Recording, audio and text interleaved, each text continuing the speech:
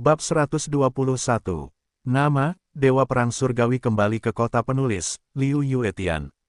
Plus matikan mengatur ulang, Yang Xuan menatap mata Raja Babi Hutan di depannya, dan setiap sel dalam tubuhnya disesuaikan dengan keadaan yang paling sensitif. Sekarang binatang besar itu sedang mengawasi kita dan memperkirakan bahwa ia akan menyerang dalam 1 menit. Sekarang kamu harus rileks dan mengingat setiap kata yang aku katakan. Tidak boleh ada kesalahan. Yang Xuan berusaha menjaga nada suaranya tetap tenang. Ia takut memengaruhi suasana hati binatang besar di depannya dan Xiao Zi di belakangnya. Jika ia panik saat ini, ia akan benar-benar putus asa. Katakan saja, aku akan mendengarkan. Xiao Zi mengangguk dengan lembut dan nadanya tenang. Jelas bahwa ia dapat memahami Yang Xuan. Tidak peduli seberapa gugup dan paniknya ia saat ini, ia harus menahan diri saat ini. Jika aku berhadapan dengan baja keras dengan binatang besar ini, kemungkinanku untuk menang terlalu rendah, jadi aku harus meningkatkan tingkat keberhasilanku. Yang Xuan berkata dengan suara yang dalam, seluruh tubuhnya dibalut dengan damar tebal. Ia hanya dapat memulai dari perut, tetapi jika positif, kedua gadingnya tidak akan memberiku kesempatan. Jadi kita hanya bisa mencari peluang dari samping. Sekarang satu-satunya pilihan adalah mengalihkan perhatiannya. Sebelum dia selesai, Xiao Zi menyela, aku akan membawanya pergi. Kau hanya perlu memberitahuku lokasinya. Aku akan berusaha sebaik mungkin untuk mendapatkan lebih banyak waktu. Yang Xuan mengembuskan napas pelan. Hari ini, tidak apa-apa Xiao Zi ada di sini. Jika dia berubah menjadi wanita yang hanya akan berteriak ketika sesuatu terjadi, dia harus menjelaskannya di sini. Apakah kau melihat granit di depanmu di sebelah kanan? Aku akan menghitung sampai 3 dan kau akan berlari ke sana dengan sekuat tenaga. Seberapa cepat kau bisa berlari? Jika aku dapat memanfaatkan peluang sebelum kesempatan itu mengejarmu, kita akan beruntung hari ini. Jika tidak, Yang Xuan menarik napas dalam-dalam. Sekarang lakukan apa yang aku katakan, tarik napas dalam-dalam, konsentrasi dan jaga dirimu tetap rileks semaksimal mungkin.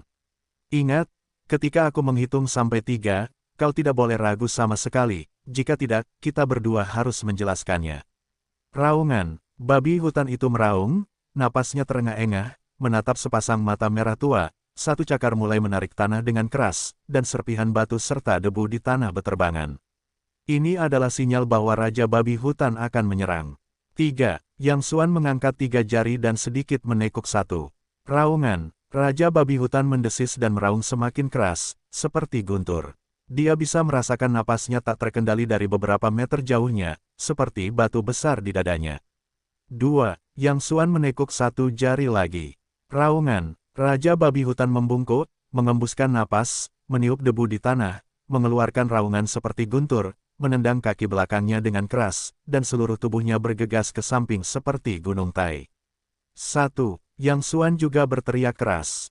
Pada saat yang sama, Xiao Zi menginjak kedua kakinya yang panjang, tiba-tiba berlari keluar dari belakang Yang Xuan dan bergegas menuju batu di depan kanannya. Di mata babi hutan itu, mengejar benda yang bergerak jauh lebih penting daripada benda yang diam. Baru 2 langkah keluar, dia tiba-tiba melihat seseorang berlari ke samping. Dia segera membalikkan tubuhnya dan mengejar Xiao Zi. Meskipun benda ini besar, gerakannya sama sekali tidak besar. Daya ledaknya luar biasa. Dia bergegas di belakang Xiao Zi pada jarak lebih dari 10 meter dalam sekejap mata. Sayang sekali, jantung Yang Xuan tiba-tiba menegang. Tampaknya dia meremehkan kecepatan binatang besar itu. Itu, sekitar 0,02 detik lebih cepat dari yang dia duga. Tapi kali ini cukup untuk menghancurkan semua rencana. Raungan, binatang besar itu berjarak sekitar 2 meter dari Xiao Zi. Tubuhnya tiba-tiba melompat tinggi, mengulurkan 2 cakar dan menepuk Xiao Zi. Gigi Yang Xuan hampir patah. Meskipun dia telah mencoba yang terbaik untuk pertama kalinya, kecepatannya setengah ketukan lebih lambat. Jika Xiao Zi difoto oleh 2 cakar sebesar kipas PU, dia harus masuk ke dalam genangan lumpur daging. Mencicit, yaitu, pada saat ini, Xiao Zi, yang berlari dengan sekuat tenaga, tiba-tiba mengubah arahnya di satu sisi salah satu kakinya. Seluruh orang itu jatuh ke samping dan berguling ke samping. Karena perubahan mendadak ini, babi hutan itu harus berbalik di udara dengan cara yang sangat tidak wajar, dan tubuhnya pasti mandek sejenak. Sekarang, mata Yang Xuan tiba-tiba memancarkan sentuhan bulu halus, kaki kirinya menendang tanah dengan keras, dan tubuhnya miring ke arah babi hutan seperti kilat. Rentangkan 2 jari, bidik titik akupuntur di perut babi hutan dan arahkan dengan keras. Oh, babi hutan itu menjerit, dan tubuhnya yang besar jatuh ke tanah, mengaduk-aduk potongan debu beterbangan. Setelah serangan yang berhasil, Yang Xuan tidak berhenti. Dia melihat waktu yang tepat, meraih gading babi hutan besar, berbalik, menunggangi leher pihak lain, dan mengayunkan tinjunya. Babi hutan itu menjerit, dan tubuhnya yang besar berguling dengan keras di tanah. Saya tidak tahu berapa banyak pohon besar yang dia tumbangkan, mencoba melempar Yang Xuan keluar.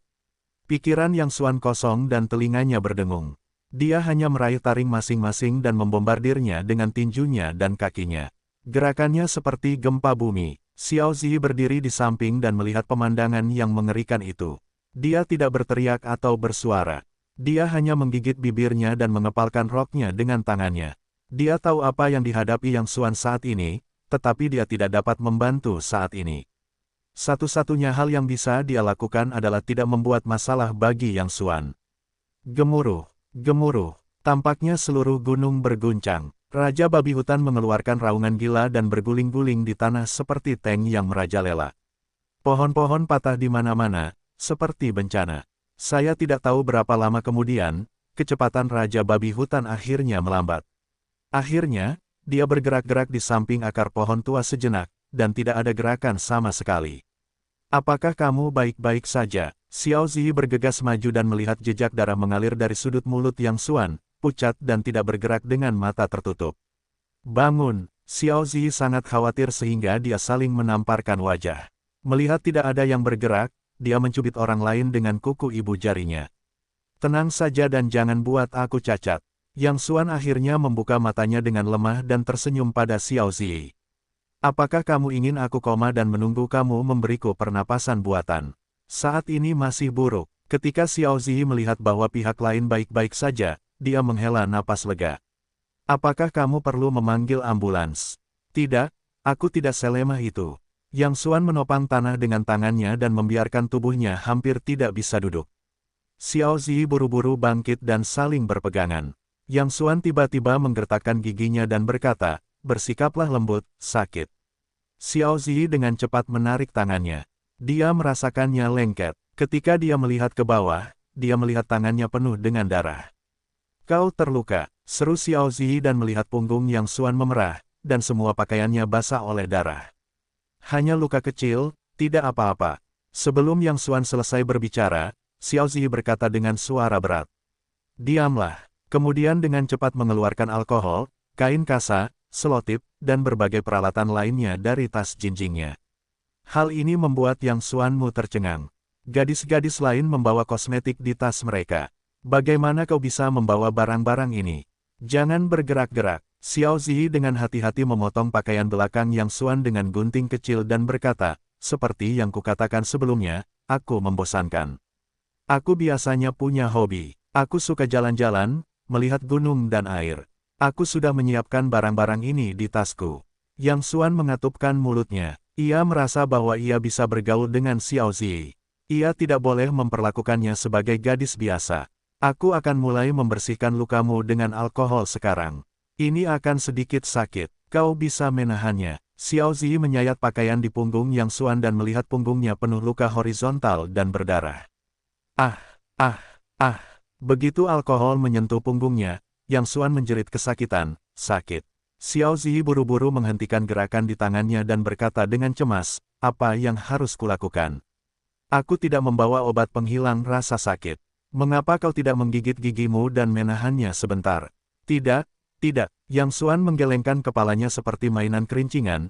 Bagaimana aku bisa menahan rasa sakit seperti itu?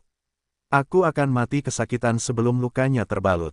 Xiao Zi dengan lembut menggelengkan bibirnya, tetapi jika lukanya tidak dibersihkan, itu akan terinfeksi. Jika kau terluka parah, konsekuensinya tidak akan terbayangkan. Kalau begitu aku harus mencari cara. Yang Xuan berpura-pura bermeditasi dan tiba-tiba berkata, apakah kau pernah mendengar metode yang disebut anestesi mental? Anestesi mental. Xiao Zi mencoba mengumpulkan pengetahuan yang tersimpan di otaknya, tetapi dia masih tidak dapat menemukan jejak yang berhubungan dengan kata itu. Yang Xuan berkata, sangat sederhana, yaitu membuat subjek memiliki kenikmatan spiritual, sehingga dapat mengurangi rasa sakit subjek. Bahkan Xiao Ziyi, seorang kepala kecil yang cerdas, merasa bingung dengan kalimat ini, bagaimana kamu bisa bahagia secara mental? Kamu memanggilku suami, Yang Xuan berkata, keluar. Xiao Ziyi mengerutkan kening dalam sekejap, kapan? Kamu masih memanfaatkanku di sini. Mengapa kamu tidak melukai mulutmu tadi? Tidak, Yang Xuan dengan cepat menjelaskan, maksudku serius. Selama kamu memanggilku suami, jiwaku akan menghasilkan kenikmatan yang kuat, untuk mengurangi rasa sakit dan mencapai efek anestesi mental. Setelah itu, dia memasang ekspresi tidak adil, aku baru saja mempertaruhkan nyawaku untuk menyelamatkanmu. Semua luka itu untukmu, kau tidak akan hanya melihatku mati. Tapi, Xiao Ziyi membuka mulutnya sedikit, tetapi dia tidak tahu harus berkata apa. Setelah merenung sejenak, dia tampaknya telah membuat tekad yang kuat. Dia tersipu dan berbisik, suamiku, aku akan mulai membersihkan lukamu sekarang. Kamu bisa menanggungnya.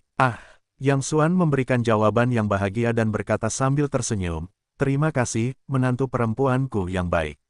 Kamu melakukannya, meskipun kamu melempar, suamimu kuat. Mendengar kalimat yang ambigu ini, wajah cantik Xiao Ziyi memerah sampai ke pangkal lehernya. Tetapi tampaknya berhasil. Pria itu bahkan tidak mengatakan sepatah kata pun ketika dia membersihkan lukanya dengan alkohol. Setelah menerima pelatihan profesional dalam pertolongan pertama, dia sangat terampil dalam gerakannya, tetapi segera menemukan masalah. Area luka di punggung Yang Xuan terlalu besar. Itu tidak akan berhasil hanya dengan kain kasa. Dia juga membutuhkan sesuatu untuk menghentikan pendarahan. Tetapi di mana saya dapat menemukan sesuatu untuk menghentikan pendarahan? Tepat ketika aku melihatmu melihat-lihat tasmu, aku sepertinya melihat beberapa handuk bibi di dalamnya. Gunakan saja. Yang Xuan merasakan gerakan punggungnya tiba-tiba berhenti dan menebak alasannya. Xiao Ziyi tercengang. Wajahnya, yang baru saja pulih, memerah lagi. Apakah ini, baik-baik saja? Kenapa tidak? Benda itu sebenarnya hanya plester yang relatif besar, yang digunakan untuk menghentikan pendarahan. Yang Xuan berkata dengan ceroboh. Plester yang lebih besar. Xiao Ziyi tercengang dan langsung senang. Saya tidak tahu seberapa panjang sirkuit otak orang ini. Dia bahkan membuat metafora ironis ini. Tetapi kedengarannya sangat masuk akal. Dengan bantuan beberapa plester besar dan teknik terampil Xiao Ziyi, punggung Yang Xuan dengan cepat dibalut. Ya, teknologi ini dapat mengejar dokter lapangan. Yang Xuan menggerakkan lengannya dan sangat puas dengan teknik berpakaian Xiao Ziyi. Dokter lapangan, Anda dulu seorang prajurit, tanya Xiao Ziyi. Yang Xuan tercengang. Kemudian dia menyadari bahwa dia telah keceplosan. Dia buru-buru berkata sambil tersenyum acuh tak acuh, itu hanya analogi. Saya melihat dokter perang itu di TV sangat bagus. Meskipun cederanya tampak sangat serius, itu tidak melukai tulang. Setelah beristirahat di tempat selama beberapa saat, Yang Xuan pulih sepenuhnya. Apakah kamu sudah beristirahat dengan baik? Turunlah gunung lebih awal. Xiao Ziyi melihat sekeliling. Setelah lemparan seperti itu, langit berangsur-angsur menjadi gelap dan berkata, aku tidak menyangka akan bertemu Raja Babi Hutan di tempat ini. Jika kita mengebor yang lain nanti, kita tidak akan mau turun gunung. Apa yang salah dengan itu? Yang Xuan berdiri, menepuk-nepuk debu di tubuhnya dan berkata sambil tersenyum, sungguh suatu berkah bisa mati bersama menantu perempuannya dan menjadi sepasang bebek Mandarin hantu. Diam, Xiao Ziyi menatap dan berkata, aku ingin membicarakannya nanti. Mereka menuruni jalan pegunungan. Setelah beberapa langkah, Yang Xuan tiba-tiba teringat sesuatu dan berkata, tunggu aku di sini. Aku lupa sesuatu. Kemudian dia berlari kembali dengan cara yang sama. Xiao Ziyi berdiri di sana bertanya-tanya apa yang sedang dilakukan orang ini. Tak lama kemudian, Yang Xuan berlari kembali sambil tersenyum dan berkata, ayo turun gunung. Xiao Ziyi, apa yang baru saja kau lakukan? Yang Xuan, rahasiakan saja. Xiao Ziyi, ketika mereka kembali ke kaki gunung, hari sudah gelap gulita. Menatap ke puncak gunung, mereka hanya bisa melihat garis samar. Yang Xuan menemukan kaos cadangan dari bagasi, memakainya, membuka pintu dan menyalakan mobil. Jalan setapak ini sepi dan dalam. Biasanya tidak berpenghuni di siang hari, apalagi di malam hari. Mengemudi di lingkungan seperti itu memiliki cita rasa yang berbeda. Tidak perlu lagi menyembunyikan perbaikan mobil dari Xiao Zi. Yang Xuan memulai sistem perbaikan. Polo kecil itu sangat stabil di jalan yang terjal, seperti mengemudi di tanah datar. Istriku, aku ingin membicarakan sesuatu denganmu. Yang Xuan tiba-tiba berkata, jika kau berani berteriak lagi, jangan bahas apapun. Xiao Zi melotot ke arah pria itu dengan mata aprikotnya. Hei, memang begitu. Yang Xuanshan tersenyum, sebenarnya, itu bukan masalah besar. Aku suka ketenangan, tidak suka terlalu banyak masalah, dan tidak mengejar ketenaran dan kekayaan. Aku hanya ingin hidup dalam kedamaian. Kau tahu apa yang ku maksud. Terkadang aku tidak mengerti dirimu. Xiao Zi menghela napas pelan dan secara alami menebak maksud pihak lain. Aku telah melihat 3 ahli yang benar-benar acuh tak acuh terhadap ketenaran dan kekayaan. 1 ahli kekosongan dari Gunung Longhu, 1 Ling Suzi dari Gunung Wudang, dan ayahku hampir tidak menghitung 1. Ditambah kau, semuanya ada 4. Hanya saja aku penasaran. Yang termuda dari 3 yang pertama berusia 80 tahun, dan alam ketidakpedulian yang sebenarnya terhadap ketenaran dan kekayaan berasal dari pengalaman badai yang tak terhitung jumlahnya dan melihat ke seluruh dunia. Tapi usiamu hampir sama denganku. Kenapa kau selalu terlihat tua? Dan aku selalu berpikir kau pasti orang yang punya cerita, dan itu tetap cerita yang bagus. Bisakah kau ceritakan padaku kenapa? Melihat keinginan Yang Xuan untuk berhenti bicara, Xiao Zi tiba-tiba memancarkan kelicikan yang indah di matanya dan dengan lembut mengangkat sudut mulutnya. Jika kau memberitahuku, aku akan berjanji untuk merahasiakan kejadian hari ini dan tidak akan pernah menyebutmu di luar. Kalau tidak, aku akan memberitahumu tentang membunuh Raja Babi Hutan seberat 800 jin dengan tangan kosong. Itu pasti akan menimbulkan sensasi. Aku akan melihat seberapa tenangnya kau saat itu. Kakak perempuan, kau adalah kakak perempuanku sendiri. Bolehkah aku mengakuinya? Yang Xuan ingin menangis tanpa air mata. Di depan wanita itu, dia tidak bisa berbuat apa-apa selain mendesah. Aku tidak bisa menceritakan semuanya padamu. Aku hanya bisa mengatakan bahwa aku punya cerita, dan jika aku menceritakannya, itu akan lebih baik daripada novel apapun. Saat dia berkata, matanya tiba-tiba redup, dan dia sepertinya memikirkan beberapa kenangan yang tidak ingin dia ceritakan. Dia mendesah, sebenarnya, menggunakan kata indah untuk menggambarkan ceritaku masih terlihat pucat. Tepatnya, aku telah mengalami banyak hal, aku akan meringkasnya dengan kata darah dan neraka. Xiao Zi tidak lagi bertanya, tetapi menatap pemuda di sebelahnya. Berdarah, neraka, orang-orang yang menggunakan 2 kata ini untuk menggambarkan cerita mereka pasti memiliki pengalaman yang luar biasa sebelumnya. Dan ketika dia mengucapkan kata-kata ini tadi, matanya tanpa sengaja menunjukkan sedikit kesedihan, yang dengan lembut menyentuh tempat yang lembut di hati Xiao Zi sejenak. Apa yang telah dialami pria ini? Aku tidak peduli untuk tujuan apa kamu sengaja mendekatiku. Aku tidak ingin tahu, dan aku terlalu malas untuk tahu. Yang Xuan tiba-tiba berkata sambil tersenyum, tetapi kita juga orang yang telah menghadapi hidup dan mati bersama hari ini. Aku telah membayarmu sebagai teman. Aku akan menyapa ketika aku memiliki sesuatu untuk dilakukan di masa depan. Aku tidak memiliki kelebihan lain. Aku hanya lebih memperhatikan kebenaran.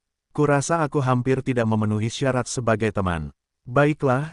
Aku ingat apa yang kamu katakan. Xiao Zi tidak mengatakan kata-kata sopan yang tidak berguna itu dan berkata sambil tersenyum, karena kamu sangat jujur, aku akan memberikannya kepadamu. Tujuan sengaja mendekatimu sangat sederhana. Keluarga Xiao kita terlihat cantik, tetapi beberapa potensi krisis secara bertahap mulai terungkap.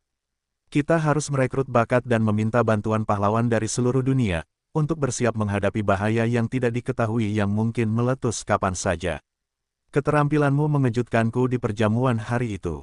Aku bermaksud membawamu di bawah komando keluarga Xiao kita, tetapi melalui kontak hari ini, aku benar-benar menyerah pada ide itu.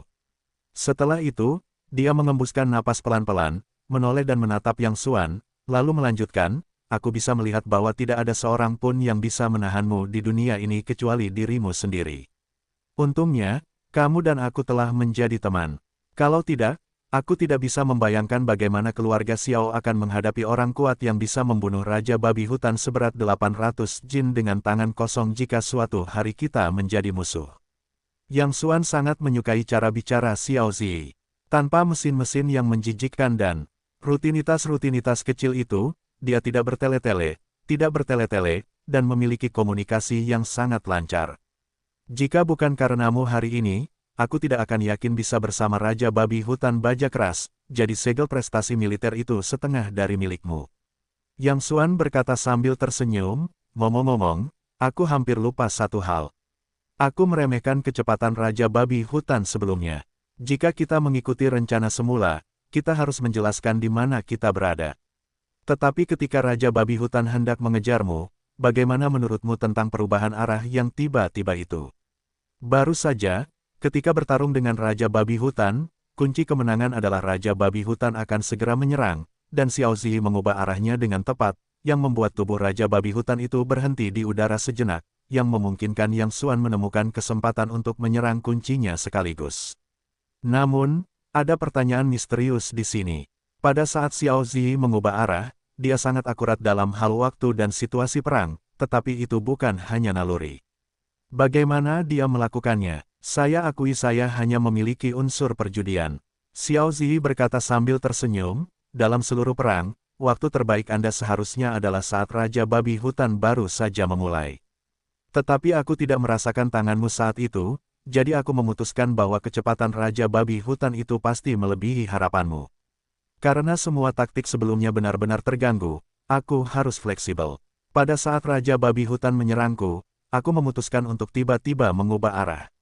Meskipun aku tidak tahu tinju, aku juga tahu bahwa waktu terbaik untuk menyerang adalah ketika lawan kehilangan berat badannya. Pertama kali Raja Babi Hutan memulai, kamu melewatkan kesempatan ini, jadi aku mencoba membantumu menciptakan kesempatan kedua. Untungnya, aku bertaruh dengan benar. Yang Xuan menelan ludah, kamu benar-benar goblin.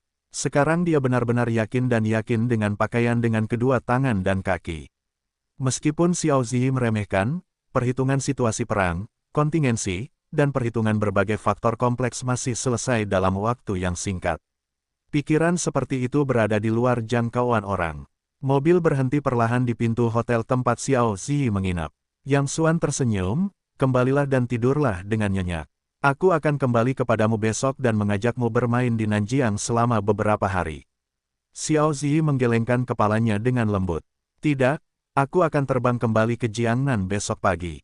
Aku akan meneleponmu lebih awal lain kali. Aku tidak tahu mengapa. Ketika Yang Xuan mendengar ini, dia merasa sedikit bingung. Berapa lama lagi lain kali? Xiao Zi tersenyum, aku tidak tahu. Mungkin beberapa hari, mungkin beberapa tahun, atau... Lupakan saja, hakikat terbesar dunia adalah bahwa segala sesuatu penuh dengan ketidakkekalan. Tidak seorang pun dapat memprediksi apa yang akan terjadi di detik berikutnya. Semuanya berjalan sesuai takdir. Aku sudah tua, kurasa kau juga sudah tua. Yang Xuan berkata sambil tersenyum, tidak apa-apa. Kau tidurlah lebih awal. Lagi pula, teknologi sekarang sudah sangat maju. Kau biasanya mengirim pesan dan menelepon ketika kau memiliki sesuatu untuk dilakukan. Jangan membuatnya seperti perpisahan antara hidup dan mati. Xiao Zi membuka pintu dan berjalan menuju pintu hotel. Setelah hanya 2 langkah, dia tiba-tiba berbalik dan bertanya, apa hubungan kita sekarang? Yang Xuan tertegun. Kemudian dia tersenyum tipis dan menyentuh sesuatu dari sakunya. Ngomong-ngomong, aku hampir lupa. Aku sudah menyiapkan hadiah kecil untukmu dan menitipkan sebuah pesan. Xiao Zi menatap lawan bicaranya, mengeluarkan tisu toilet yang kusut dari sakunya, menyerahkannya kepadanya sambil tersenyum, dan tidak dapat menahan diri untuk bersikap waspada, apa ini? Kemudian dia menambahkan, jika kamu berani menggodaku, kamu akan sengsara. Yang Xuan tertawa, mengapa kamu selalu menganggap orang lain begitu buruk? Jangan khawatir, aku tidak begitu naif. Sambil berbicara, dia dengan hati-hati membuka tisu toilet itu. Ada 2 potong kertas berbentuk tanduk sapi yang panjangnya sekitar 2 cm. Kertas-kertas itu ditutupi dengan benda-benda aneh berwarna lavender, dan beberapa noda darah masih tertinggal di akarnya. Apa ini? Xiao Zi juga cukup tahu, tetapi dia masih sangat asing dengan benda ini. Gigi ungu. Gigi ungu. Yang Xuan mengangguk. Jangan merasa jijik dengan gigi di mulut binatang besar tadi. Benda ini sangat langka. Benda ini akan tumbuh di mulut Raja Babi Hutan yang beratnya 700 kg. Hari ini, kita juga sedang dalam suasana yang sangat berbeda. Kita tidak sengaja bertemu dengan Raja Babi Hutan di bukit yang tidak dikenal seperti ini. Jarang sekali melihat makhluk sebesar ini bahkan di hutan perawan. Baru saja turun gunung, tiba-tiba aku teringat namamu Zi, yang juga disebut Zia. Waktu pertama kali bertemu, aku tidak punya apa-apa untuk diberikan. Kalau aku tidak membencimu, aku akan menerimanya. Bahu Xiao Zi bergetar pelan, baru saja kau kembali untuk menyiapkan hadiah untukku. Kalau tidak, Yang Xuan berkata sambil tersenyum, jika kau pergi dalam beberapa hari, kau juga bisa diundang untuk memakan daging Raja Babi Hutan. Sekarang kau hanya bisa membeli binatang buas di gunung dengan harga murah. Xiao Zi tertegun, lalu tersenyum, dan mengambil sepasang gigi ungu itu dengan hati-hati dengan kedua tangannya. Terima kasih. Dia begitu besar sehingga dia menerima banyak hadiah. Karena identitasnya ada di sana dan dia terkenal dengan seleranya yang tinggi, hadiah yang dia terima adalah barang-barang mewah yang sangat mewah atau harta karun yang langka. Namun, dia tidak pernah tertarik dengan semua itu. Botol tembakau yang digunakan oleh Kaisar Qianlong dari dinasti Qing dibuang ke ruang bawah tanah bersama setumpuk barang-barang lainnya. Meskipun sepasang gigi ungu ini sangat langka, tampaknya tidak ada catatan lelang atau transaksi serupa di dunia. Dari segi nilai ekonomi, itu mungkin hadiah kedua yang diterimanya sebanyak itu. Namun, itu juga pertama kalinya dia memercikkan ombak yang dalam di hatinya untuk sebuah hadiah. Dia sangat menyukai gigi ungu itu. Benda aneh ini sesuai dengan selera makannya, tetapi itu hanya mencakup 30%, dan 70% sisanya tergantung pada siapa yang memberikannya dan cerita seperti apa yang tersembunyi di balik hadiah itu. Terima kasih atas hadiahmu. Aku sangat menyukainya. Xiao Zi membungkus gigi ungu itu lagi, dengan hati-hati memasukkannya ke dalam tas dan berkata, kamu belum menjawab pertanyaanku tadi. Apa masalahnya? Yang Xuan bertanya-tanya. Xiao Zi saling memandang dan berkata dengan tenang, apa hubungan kita sekarang? Yang Xuan tertegun lalu tertawa, jangan pedulikan lelucon yang kukatakan tadi. Aku hanya berkata dengan santai bahwa kau gadis yang baik, kau tidak mungkin benar-benar menjadi kekasih kecilku. Mengenai hubungan kita sekarang, coba kulihat, kita juga orang-orang yang telah mengalami hidup dan mati bersama. Kita akan saling cocok sebagai saudara di masa depan. Kurasa kau lebih baik daripada banyak anak laki-laki dan akan menjadi saudara di masa depan. Kakak, dia berkata sambil tersenyum, berbalik dari pintu, masuk ke ruang ganti, melambaikan tangan kepada Xiao Zi dan berkata, kembalilah beristirahat lebih awal. Aku tidak akan mengantarmu besok pagi. Aku akan menghubungimu lebih banyak jika aku tidak ada urusan di masa depan. Tunggu, Xiao Zi tiba-tiba menarik lingkaran rambut ungu dari pergelangan tangannya, menyerahkannya dan berkata, kemarilah dan jangan bersikap kasar. Jika kau memberiku hadiah, aku harus membalasnya. Tidak ada yang perlu diberikan. Lingkaran rambut ini akan digunakan sebagai hadiah. Yang Xuan tertegun. Apakah benda ini sangat mahal? Xiao Zi berkata, aku membelinya dari kios. Harganya 10 yuan 4. Ada apa? Aku tidak menyukainya. Jika aku tidak menyukainya, kamu tidak boleh menginginkannya. Kemudian dia memberi isyarat untuk mengambil kembali cincin rambut itu. Oh, tidak. Yang Xuan dengan cepat mengambil cincin rambut itu dan berkata, aku hanya mengatakannya dengan santai. Kupikir cincin rambut di kepala seorang wanita muda kaya sepertimu harus bertatahkan berlian. Haha, aku tidak menyangka kamu akan dihukum. Aku mengambil cincin rambut itu dan akan menyimpannya dengan baik. Tidak masalah apa hadiahnya, tetapi siapa yang mengirimnya. Jika itu kamu, bahkan jika kamu mengambil batu dari jalan dan memberikannya kepadaku, aku akan menganggapnya sebagai bayi. Sambil berbicara, dia meletakkan cincin rambut itu di pergelangan tangannya sambil tersenyum dan berkata sambil tersenyum, aku akan memakainya sebagai gelang di masa depan. Lebih baik kamu simpan saja. Xiao Zi tidak bisa tertawa atau menangis. Aku benar-benar tidak tahu apakah orang ini benar-benar bodoh atau palsu. Jika istrinya melihat lingkaran rambut seorang gadis di pergelangan tangannya, orang ini tidak akan punya tempat untuk menangis saat itu. Baiklah, mari kita lakukan dulu. Kita hubungi nanti. Kembalilah dulu. Xiao Zi tersenyum dan melambaikan tangannya. Baiklah, pelan-pelan saja besok. Kirimi aku pesan saat kamu tiba. Setelah itu, Yang Xuan menginjak pedal gas dan pergi. Xiao Zi berdiri di tempat yang sama sendirian, menatap ke arah mobil. Matanya berkedip-redup, dan senyum pahit muncul di sudut mulutnya. Ketika kamu seorang saudara, haha, orang ini tidak tahu apakah itu orang bodoh yang sebenarnya atau orang bodoh yang palsu. Apakah dia tidak tahu apa artinya bagi seorang gadis untuk memberikan ikal rambutnya kepada seorang pria? Yang Xuan, kita akan bertemu lagi. Tanda pisah tanda pisah tanda pisah tanda pisah tanda pisah tanda pisah tanda pisah tanda pisah tanda pisah tanda pisah tanda pisah tanda pisah. Ketika sampai di rumah, sudah lewat jam 9 malam.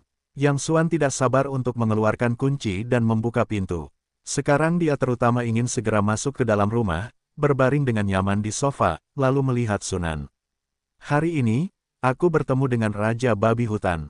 Aku melewati kematian lagi. Aku tidak merasakan apa-apa saat itu, tetapi perlahan-lahan aku mulai merasakan jantungku berdebar-debar dalam perjalanan pulang.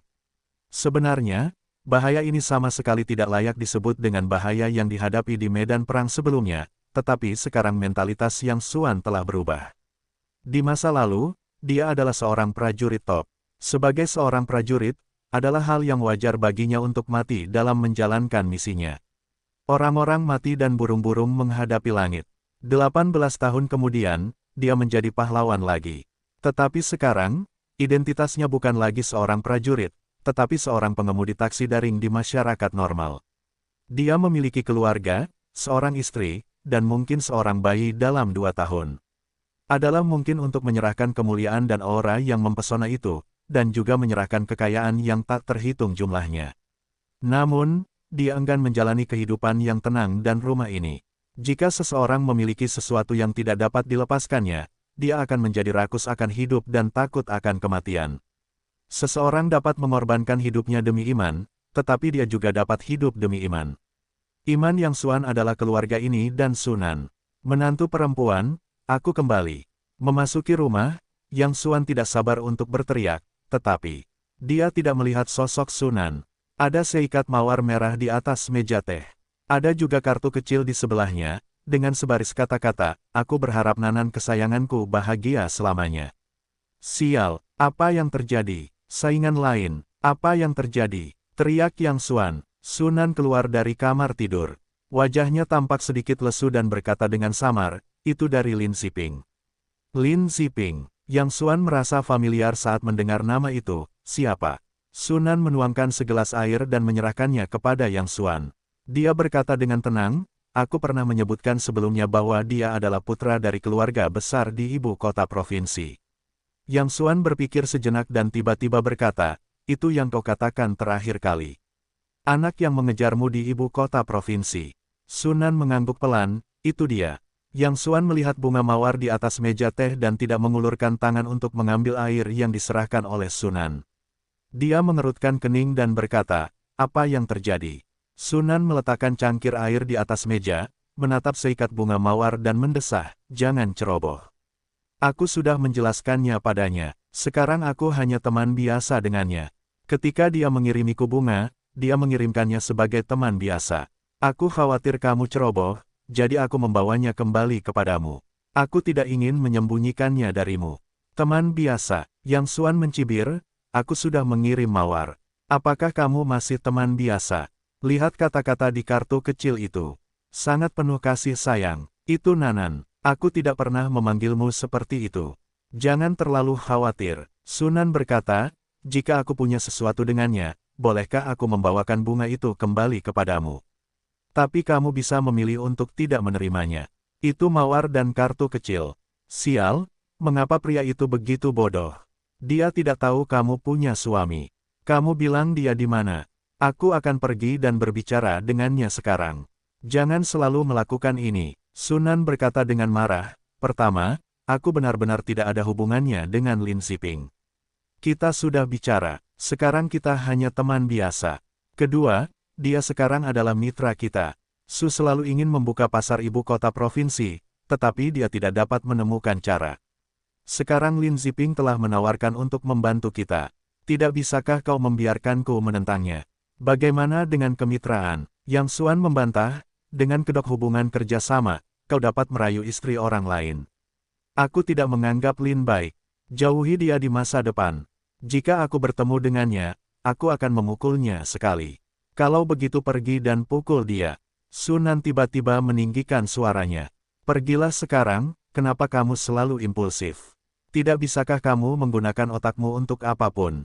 Apakah kamu pernah berpikir tentang bagaimana nenek dan Su Yuanzi akan memperlakukanku jika aku menyinggung Lin Xiping dan menghancurkan kesempatan perusahaan untuk berkembang ke ibu kota provinsi? Setiap kali kamu hanya memikirkan dirimu sendiri, apakah kamu benar-benar memikirkan aku dari sudut pandangku? Apakah kamu tahu betapa sulitnya bagiku? Aku sudah menjelaskan kepadamu dengan jelas mengapa kamu masih begitu gigih.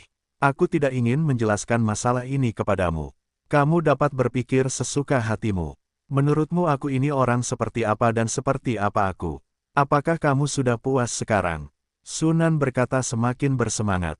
Dua garis air mata bening keluar dari matanya, menutupi wajahnya, menundukkan kepalanya dan tersedak. Yang Xuan sedang terburu-buru. Yang tidak dapat dia lihat adalah penampilan Sunan yang salah. Dan dia juga merasa sangat aneh. Karakter Sunan selalu sangat tenang. Mengapa dia tiba-tiba kehilangan kesabarannya hari ini? Melihat Sunan menangis, hati yang Xuan melunak dan dengan cepat menghiburnya, "Maaf, jangan menangis. Aku tadi sedang tidak enak badan. Tentu saja aku tahu kamu orang seperti apa. Aku baru saja melihat seikat mawar ini dalam suasana hati yang buruk. Jangan menangis." Tetapi aku tidak menyangka Yang Xuanyu akan menghibur Sunan. Semakin dia menangis, Yang Xuan sangat cemas sehingga dia bingung. Dia tidak tahu bagaimana harus terus menghiburnya. Dia terus saja meminta maaf. Setelah sekian lama, Sunan tampaknya sudah cukup menangis. Kemudian dia mengangkat kepalanya dan mendesah, "Sebenarnya, aku tidak menyalahkanmu. Aku hanya kesal." "Kesal?" Yang Xuan Lian buru-buru bertanya, "Apa yang terjadi? Katakan padaku, aku akan membantumu menyelesaikannya." Itu tidak nyaman. Sambil berbicara, dia dengan lembut menyeka air mata di wajah Sunan dengan tisu dan berkata dengan lembut, "Jangan khawatir, ini aku. Katakan padaku apa yang terjadi. Bahkan jika langit runtuh, aku dapat membantumu." Sunan mengangkat kepalanya dengan lembut. Melihat ketulusan dan cinta di wajah masing-masing, dia tidak bisa menahan perasaan sedikit hangat dan rendah hati. "Maaf, aku tidak mengendalikan suasana hatiku tadi." Sunan menghela napas dan berkata, "Sesuatu terjadi pada proyek, yang sangat menggangguku, jadi aku tidak mengendalikan emosiku padamu tadi." "Proyek, atau proyek-proyek itu bekerja sama dengan Tian Cheng?" Yang Xuan bertanya-tanya, "Bukankah kamu sudah menyelesaikan masalah terakhir kali? Apakah kamu mengalami masalah lagi?" Sunan mengangguk pelan dan mendesah, "Aku tidak tahu nasib buruk apa yang telah kualami akhir-akhir ini.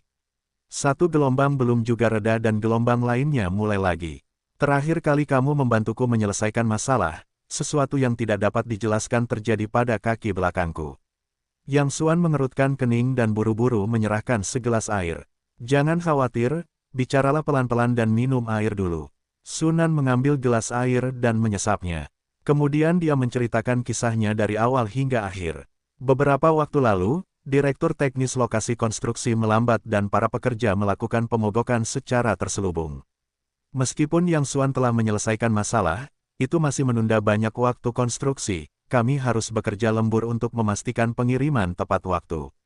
Namun beberapa hari kemudian, muncul masalah baru.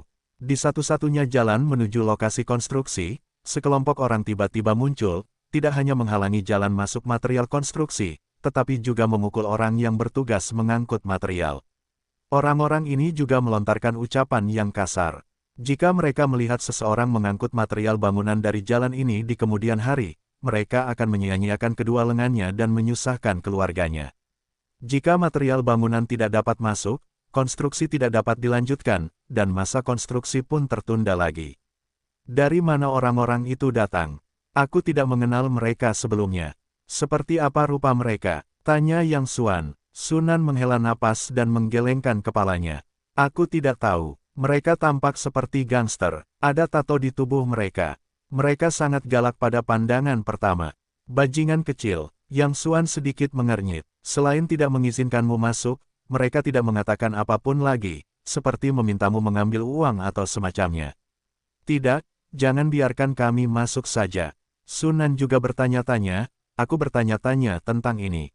Masuk akal untuk mengatakan bahwa hal semacam ini tidak lebih dari sekadar uang.